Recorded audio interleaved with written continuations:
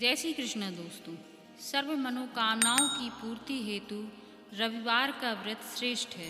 इस दिन भगवान सूर्य की पूजा की जाती है। तो चलिए कथा प्रारंभ करते हैं। किसी नगर में एक बुढ़िया रहती थी। वह प्रत्येक रविवार को प्रातःकाल ही घर को गाय के गोबर से लीपकर स्नान आदि कर फिर भोजन तैयार करके भगवान को भोग लगाती थी। इसके पश्चात स्वयं भोजन ग्रहण करती थी। ऐसा व्रत करने से उसका घर अनेक प्रकार के धन धान से परिपूर्ण था। प्रभु की कृपा से घर में किसी प्रकार का दुख या विघ्न नहीं था।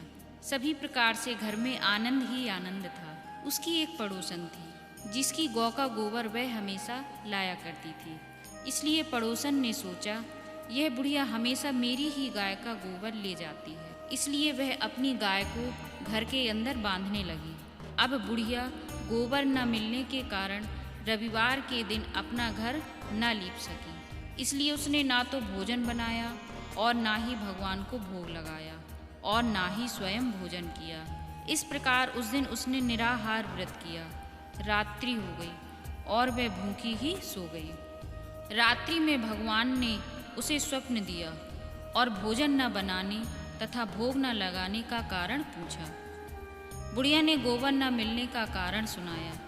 तब भगवान ने कहा, हे माता, तुम हमेशा रविवार को गाय के गोबर से अपना घर लीपकर भोजन बनाकर और फिर मेरा भोग लगाकर स्वयं भोजन करती हो। इससे मैं खुश होकर तुम्हें वरदान स्वरूप एक गौ देता हूँ जिससे सभी इच्छाएं पूर्ण होती हैं। स्वप्न में ऐसा वरदान देकर भगवान अंतर्ध्यान हो गए और फिर जब बुढ़िया की आँख खुली तो उसने घर के आंगन में एक अति सुंदर गाय और बछड़े को बंधा हुआ देखा। वह गाय और बछड़े को देखकर अति प्रसन्न हुई और गाय को घर के बाहर बांध दिया और खाने को चारा डाल दिया। जब उसकी पड़ोसन ने बुढ़िया के घर के बाहर गाय और बछड़े को बंधा हुआ देखा तो उसका हृदय द्वेष से जल उठा।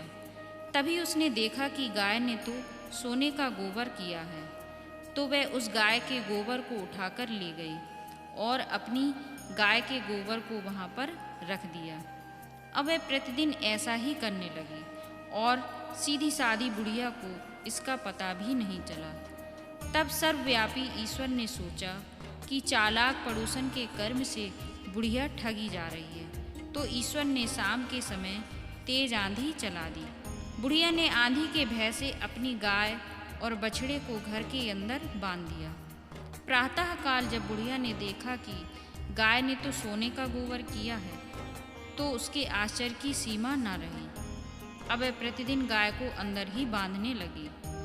गाय को अंदर बांधने के कारण अब उसकी पड़ोसन सोने का गोबर नहीं उठा पाती। इसलिए वह ईर्ष्या से जल उठी और कुछ उपाय न देख पड़ोसन ने उस देश के राजा की सभा में जाकर कहा, महाराज, मेरे पड़ोस में एक वृद्धा के पास एक ऐसी गऊ है जो आप जैसे राजाओं के पास होनी चाहिए। वह नित्य सोने का गोबर देती है। आप उस सोने से प्रजा का पालन करिए। वह वृद्धा इतने सोने का क्या करेगी? राजा ने यह सुनकर अपने सैनिकों को वृद्धा के घर से गाय को लाने का आदेश दे दिया। बुढ़िया प्रातः ईश्वर को भोग लगा भोजन ग्रहण करने जा रही थी कि राजा के सैनिक गाय को खोलकर ले गए। बुढ़िया काफ़ी रोई चिल्लाई, परंतु राजा के सैनिकों ने उसकी एक न सुनी। उस दिन बुढ़िया गाय के वियोग में कुछ न खा सकी और रात भर रो रो कर ईश्वर से गऊ को पुनः पाने के लिए प्रार्थना करती रही। उधर राजा गऊ को देखकर अति प्रसन्न हुआ, लेकिन सुबह जैसे ही वह उठा सारा महल गोबर से भरा दिखाई देने लगा। राजा यह देखकर घबरा गया। भगवान ने रात्रि में राजा को स्वप्न में कहा कि हे राजा, गाय को वृद्धा को लौटाने में ही तेरा भला है। उसके रविवार के व्रत से प्रसन्न होकर मैंने यह गाय उसे दी थी। प्रातः होते ही राजा ने वृद्धा को बुलाकर बहुत से धन के साथ सम्मान सहित गाय और बछड़ा वापस कर दिया और उसकी पड़ोसन को बुलाकर उचित दंड दिया।